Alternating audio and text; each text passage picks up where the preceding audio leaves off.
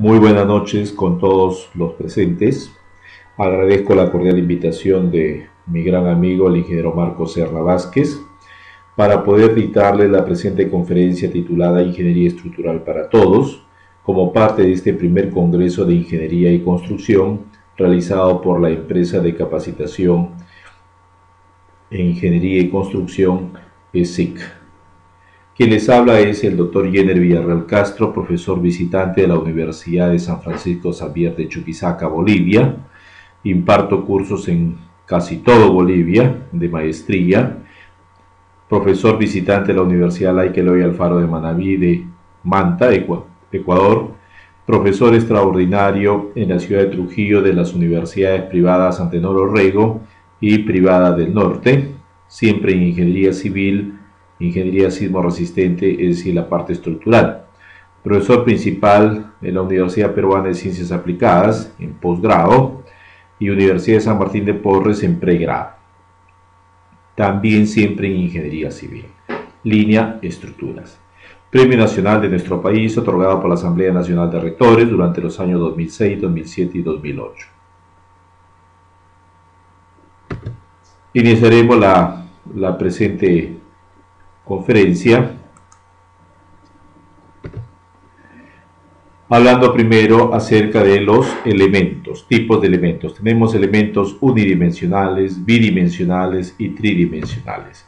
Cuando hablamos de elementos unidimensionales nos estamos refiriendo a aquellos cuyas dos dimensiones son menores que la dimensión longitudinal.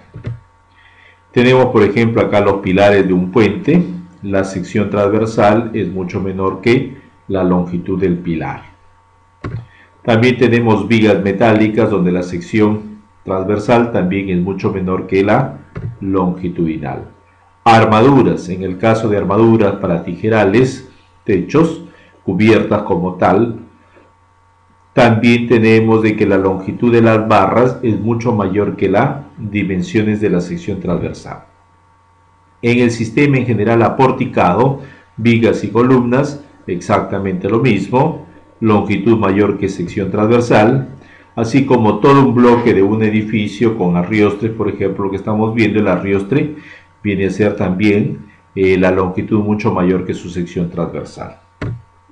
Elementos bidimensionales son aquellos cuya una dimensión es mucho menor que las otras dos.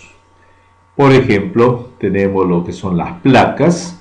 Debemos de recordar que para placas el espesor mínimo en zonas de alta sismicidad es de 20 centímetros.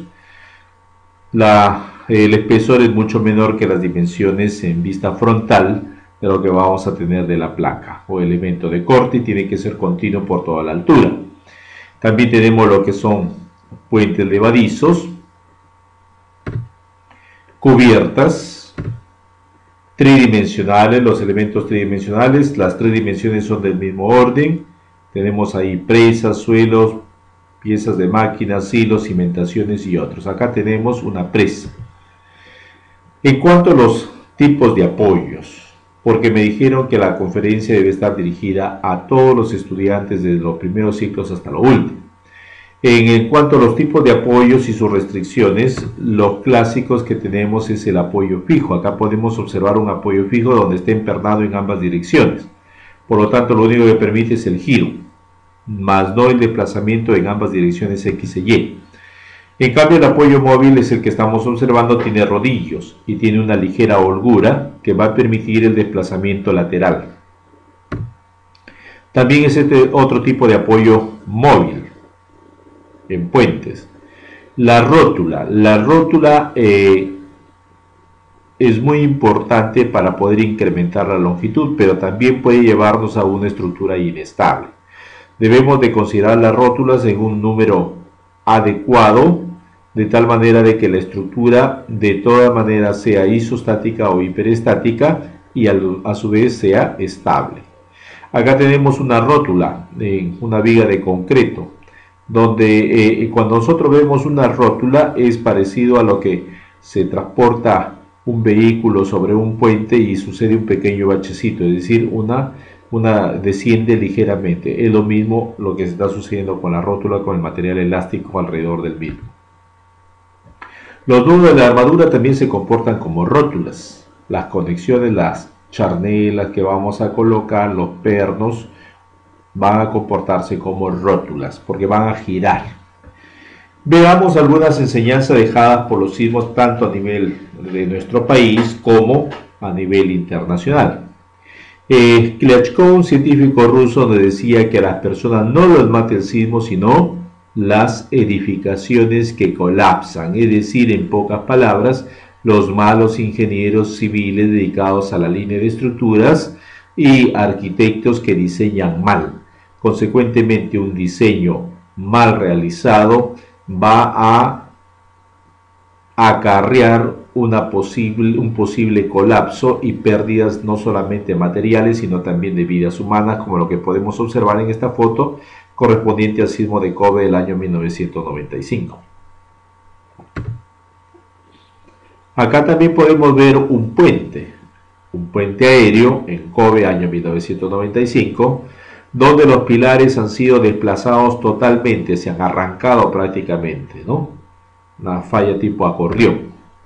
Acá tenemos columna corta. Esto ocurrió en el sismo de Nazca del año 1996. Se tenía la necesidad de unas ventanas en la parte alta y se confinó los muros con la columna, quedando porción de la columna sin confinar por la ventana, y lógicamente que tienen distinta rigidez. En la parte baja, que está confinada, una rigidez alta, y la columna pequeña, que tiene una rigidez totalmente baja. Eso ocasiona el denominado problema de columna corta. En el año 1997 se restringió este efecto de columna corta. Sin embargo, en el sector construcción aún se siguen construyendo de esa manera en forma muy irresponsable. Rótulas plásticas. Las rótulas plásticas vienen a ser concentraciones de esfuerzos no disipados en algunas zonas de las conexiones de los elementos o cercanas a las conexiones. Por ejemplo, si tenemos cambios bruscos de rigidez entre una viga con una columna, va a haber rótula plástica.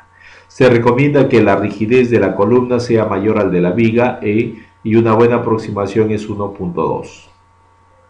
Acá en esta foto, pertenece al sismo de Alaska en 1964, podemos observar una columna, ¿no?, de poca rigidez y una viga de mayor rigidez. El que va a fallar es la columna. Lo que es piso blando. Piso blando, esto ocurrió en el Hotel Embassy en el año 2007 en Pisco. Colapsó, el primer piso era porticado, segundo y tercer piso era con muros estructurales. Lastimosamente llegó el colapso por una mala configuración, pero muy aparte de ello está ubicada en una zona totalmente de un peligro alto. Edificaciones en L también está prohibido, se tiene que colocar una junta sísmica porque el efecto torsional que va a generar es alto, y en este caso se tenía una edificación contigua la cual tenía una gran rigidez en esa dirección y evitó que esto gire y colapse totalmente. La junta sísmica es demasiado importante dentro del diseño sismorresistente. En la junta sísmica, la función principal es evitar el impacto entre las edificaciones durante un movimiento sísmico. Acá tenemos una edificación de baja altura, mediana altura y gran altura, ¿no?, los cuales tienen distintos periodos de vibración, y la junta sísmica tiene que ser rellenada lógicamente con material elástico tipo Tecnopor. De ninguna manera puede ser rellenada como lo que estamos viendo en el gráfico derecho, donde se ha colocado bolsas de cemento y material excedente de ladrillo pandereta. Licuación de suelos. Construir sobre suelos licuables no es adecuado. Significa que el crecimiento urbanístico tiene que ser analizado dentro de este punto de vista o desde este punto de vista. Acá podemos ver en el gráfico inferior, la cimentación está totalmente expuesta, el edificio ha colapsado totalmente, y de lo que se trata es lógicamente de evitar este tipo de problemas con suelos licuables, ¿no? El suelo licuable se produce cuando el nivel freático es alto, caso Chimbote, que es la ciudad de ustedes, donde realmente el nivel freático es alto y ustedes tienen grandes zonas de suelos licuables. Arcillas expansivas, también esto pertenece al sismo Chimbote del año 1970. Acá tenemos las arcillas, incrementan su volumen de 8 a 16 veces y luego al contraerse van a dejar estos agrietamientos. Hay agrietamiento en el piso terminado, así como por toda la superestructura. Acá es otro caso del efecto torsional por descompensación de rigidez en ambas direcciones y una mala proporción de longitudes también en planta. Podemos ver que la edificación que ha colapsado en un sentido en X podríamos decir que es aporticado y en Y tiene muros, pero hay muros confinados y hay muros sin confinar, donde están colocando ventanas todavía hacia el vecino, algo que en la práctica pues es imposible de realizarlo, pero en el sector construcción sí se ve ese tipo de daños, ¿no? O de fallas estructurales. Al mismo tiempo eso genera un efecto torsional. En la parte superior podemos ver la reducción brusca en el último piso, el cuarto piso en planta, algo no tipificado dentro de las normas. También la mala práctica de la ingeniería, que no lo hace el ingeniero, sino lo hace a veces el maestro de obra, y el ingeniero confía en la capacidad del maestro de obra. Es muy importante la fiscalización, por eso existe un residente de obra, el cual debe estar permanentemente en la obra verificando cada uno de los procesos constructivos, y el supervisor tiene que lógicamente fiscalizar al residente en todo el proceso. Miren ustedes, tenemos acá vigas apoyadas sobre muro, por eso es el agrietamiento que se había tenido. En un muro no se puede colocar pues zona segura antecimo, muro de albañilería, ¿no? Debería ser la conexión de un pórtico, columna, viga. En pocas palabras, el sismo destapó la gran falla que se tenía, que no existe columna en ese sector. Otro de los problemas que estamos observando es el problema netamente constructivo, ¿no? Es imposible que el acero longitudinal de la columna no esté conectado con el acero longitudinal de la viga. Conexiones. Un mal diseño geotécnico, la profundidad de desplante como tal. Acá podemos ver que tiene en total 4 pisos, en la parte inferior todavía se ve expuesto lo que es el aire acondicionado, y el edificio giró. ¿Por qué giró? Porque ante un movimiento lateral y al no tener una profundidad adecuada de cimentación, es que no ha tenido ninguna oposición y se ha generado el giro respectivo como lo que se está observando. Veamos algunas líneas importantes dentro de la investigación de la ingeniería estructural, la vulnerabilidad estructural de las edificaciones. De acuerdo al FEMA, nos pide que primero debemos de definir el sector, luego evaluar la vulnerabilidad, plantear las mejoras y controlarlos a través del tiempo. Acá tenemos un proyecto que se realizó en La Esperanza, parte baja, un total de 19.265 viviendas. No se podían evaluar la totalidad de viviendas, por eso se hizo un muestreo probabilístico con un porcentaje de error de solamente el 5%. Se tuvo que consultar a los maestros de obra debido a la carencia de planos estructurales. Y la gran sorpresa es que, de acuerdo al diseño de mezclas utilizadas en esa época, tenemos que la mejor resistencia es de 142 kilos sobre centímetro cuadrado. Nuestra norma nos exige que debe ser de 210 kilos sobre centímetro al cuadrado.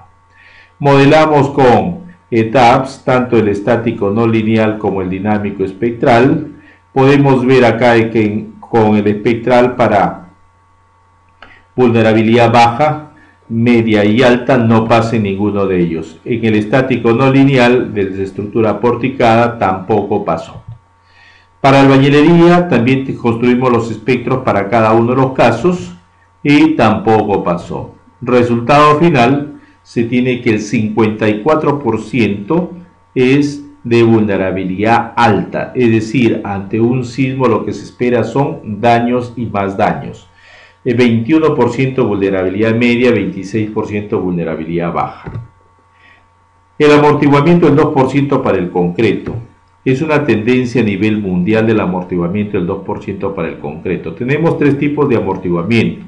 El amortiguamiento de column, el amortiguamiento viscoso, que son con los dispositivos de disipación de energía, y el amortiguamiento estructural o histerético, que viene a depender de material, así como las secciones que se va a tener, cuantía de cero, resistencia y otros. De acuerdo a los estudios realizados en las universidades de San Diego, en California, universidades también en el Japón, en Europa y en Sudamérica, podemos ver de que realmente el porcentaje de amortiguamiento para el concreto está por el orden del 2%. Sin embargo, en las normas internacionales todavía no se ha incorporado dicho amortiguamiento y todavía seguimos con el 5%. Para construir un espectro, lógicamente que vamos a tener un acelerograma. Esto lo vamos a transformar a un espectro de Fourier. Utilizamos programas como el seismosignal y bueno, construimos el factor de amplificación sísmica. Sabemos que en nuestra norma el factor de amplificación sísmica es de 2,5, C 2,5 multiplicado por un factor determinado dependiendo dónde se aloje el periodo.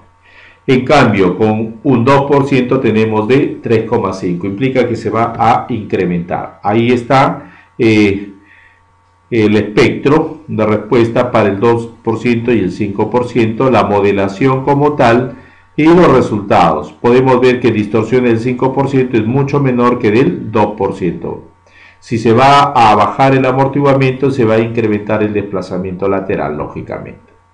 Interacción suelo-estructura. La interacción suelo-estructura es parte importante dentro de las investigaciones de la ingeniería sismo resistente, donde se unifica en todo un solo análisis lo que es el suelo, la cimentación y la superestructura. En la propuesta de norma 2014 de nuestro país, en el artículo 472 nos dice que se puede suponer una estructura empotrada en la base o alternativamente considerar la flexibilidad del sistema de cimentación si fuera pertinente. Miremos, a nivel internacional tenemos la Sociedad Internacional de Mecánica de Suelos, la cual tiene un comité técnico, el TC 207. En este comité TC 207 lo dirige el profesor Uliski, que fue una de las personas que avaló mi disertación doctoral, y el profesor Lisiu, que también es del mismo centro de investigación de georreconstrucción. Ellos ya están en un tercer periodo, dirigen los destinos de interacción suelo-estructura a nivel mundial. Ellos tienen un centro de investigación que se llama georreconstrucción, donde tienen un programa de interacción suelo-estructura denominado FEM Models, el cual se puede descargar gratuitamente. Ahí está el enlace electrónico. Ellos hacen el efecto de interacción suelo-estructura dentro del cálculo, no solamente para fábricas, para viviendas, centros comerciales, monumentos históricos, construcciones subterráneas, estaciones de metro, teatros, transportes, sino para todos los tipos de proyectos. Ellos han realizado la restauración del Kremlin, el Palacio de Gobierno de la Federación de Rusia, y muchos proyectos son los más importantes investigadores a nivel mundial de interacción suelo-estructura. En cuanto a lo que son las normas de diseño sismo resistente, incluyen para el efecto de interacción suelo-estructura los denominados coeficientes de rigidez equivalente. Ahí tenemos K sub X y K sub Y, coeficiente de rigidez equivalente de desplazamiento elástico uniforme. K sub Z de compresión elástica uniforme. K phi X, K phi Y, compresión elástica no uniforme. K psi Z, desplazamiento elástico no uniforme. ¿Qué es lo que nos van a dar utilizando estos coeficientes de rigidez? Lógicamente que con la interacción se van a incrementar los periodos de vibración, los desplazamientos también se incrementan y las fuerzas van a reducirse. También se puede verificar el espesor de una platea. Acá tenemos, vamos tabulando 40 centímetros, 50 centímetros, 60 centímetros. En 40 centímetros todos fueron para arriba, algo ilógico. Respecto al empotramiento, en el de 50 igual, en cambio en el de 60 hay dos modelos muy pero muy confiables, que es el modelo de norma rusa y el modelo de Barkan, los cuales los recomiendo para los tipos de cimentaciones superficiales. También con la interacción suelo-estructura se puede determinar exactamente la ubicación de lo que es la rótula plástica, es decir, no vamos a inducir la rotulación plástica, sino la vamos a obtener en un lugar específico. Acá tenemos rótula plástica a través del esfuerzo de extrusión de von Mises y en el gráfico lo que es la aparición de las rótulas plásticas en serie. Con la interacción suelo-estructura también se va a entender lo que es el efecto de disipación de energía a través del terreno, del suelo. Acá tenemos un balance energético donde el suelo lógicamente que va a disipar, no en una gran proporción, pero sí, disipa por el orden del 7.5%. Va a reducir los desplazamientos y fuerzas como tal. Con interacción suelo-estructura también se puede determinar lo que es el problema de alabeo en losas. Alabeo en losas se produce cuando dos nudos en la diagonal de una losa se levantan y los otros dos nudos de la otra diagonal van a descender. Ese es el problema de alabeo. También, esta es una investigación realizada en una maestría en la Universidad Nacional Santiago Antúnez de Mayolo, donde tenemos una edificación regular y una edificación irregular. Al analizar, nos damos cuenta que las fuerzas reducen, pero en algunos se incrementan, es decir, no en todo se reduce. Entonces tenemos que hacer una prueba de independencia denominada el chi cuadrado, con un porcentaje de error de solamente el 5%. A través de las frecuencias observadas y frecuencias esperadas, su grado de libertad y el número de muestras tiene que ser mayor de 30. Muy bien, se realizó el proceso, ahí tenemos todo el proceso, tabulando lógicamente si disminuye o se incrementa, y obtenemos como chi cuadrado 12, el grado de libertad 3, el valor crítico de 781,47, por lo tanto el chi cuadrado es mayor que 781,47. Consecuentemente se rechaza la hipótesis nula o de independencia y se reafirma la hipótesis alternativa que viene a ser la de dependencia. Disipadores de energía es una nueva tendencia que en la propuesta de norma 2014 se ha incorporado en nuestro país, tanto para disipadores como para aisladores, utilizando la norma americana ASCE 710. Pues bien, en esta norma americana para lo que son disipadores nos distinguen tres bloques: los viscosos, que dependen de velocidad o van a trabajar en función de velocidad; los viscoelásticos en velocidad y desplazamiento; y los de plastificación y fricción a través de desplazamiento. Los disipadores se van a comportar como si fuesen arriostres metálicos, es decir, va a trabajar en tracción y en compresión. Acá se tiene un líquido o un fluido tipo silicona altamente compresible, un pistón, el cual va a comprimir y luego que ya no hay espacio o volumen y va a tener que expulsarse, por lo tanto se empieza a traccionar. Y la cámara de estancamiento, que es muy importante para poder ver la deformación que se va a tener en el disipador. Los disipadores o los amortiguadores lo que hacen es incrementar el amortiguamiento estructural. Incrementar el amortiguamiento estructural implicaría, por ejemplo, en el gráfico que tenemos en la parte superior, incrementar del 2 al 5%, ya estamos reduciendo los desplazamientos. Y ahí tenemos el registro tiempo-historia, el cual tenemos que trasladarlo a un espectro de Fourier. Pues bien, ¿cuál es el proceso para el disipador tipo viscoso? Para el disipador tipo viscoso, que es el más requerido a nivel nacional, primero se calcula el factor de reducción de respuesta a través de la distorsión máxima sobre la distorsión objetiva.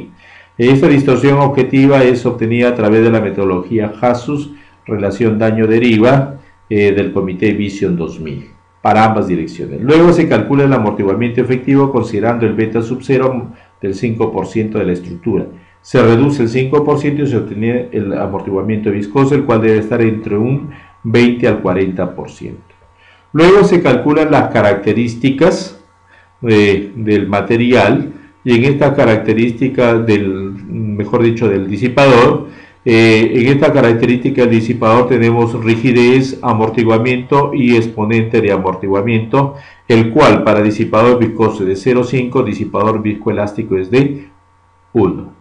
La rigidez se obtiene a través del brazo metálico, rigidez axial entre longitud, y el coeficiente de amortiguamiento por las ecuaciones del FEMA 273-274, los cuales dependen de la amplitud de desplazamiento del modo fundamental, de la frecuencia angular, también depende de la masa, también depende del desplazamiento modal, del parámetro lambda del FEMA, es una tablita en la cual se obtiene, también depende de desplazamiento del ángulo de inclinación, ¿no?, y del desplazamiento modal relativo. Acá tenemos las características: disipador viscoso, coeficiente igual que el viscoelástico, coeficiente de amortiguamiento, exponente de amortiguamiento y rigidez. En cambio, para el de fricción y plastificación, rigidez, fluencia, radio de confluencia y exponente de fluencia. Para ello utilizamos los acelerogramas. CDB, que es la empresa más importante que provee en nuestro país los sistemas de disipación de energía, ellos trabajan con un programa de depuración de acelerogramas denominado Sismomatch, ¿no?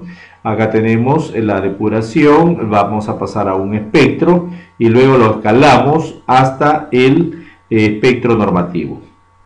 ¿Qué es lo que vamos a obtener? Reducción de desplazamientos. Acá tenemos la metodología para el diseño por desempeño a través de una tabla de doble entrada, nivel de sismo de diseño versus nivel de comportamiento esperado.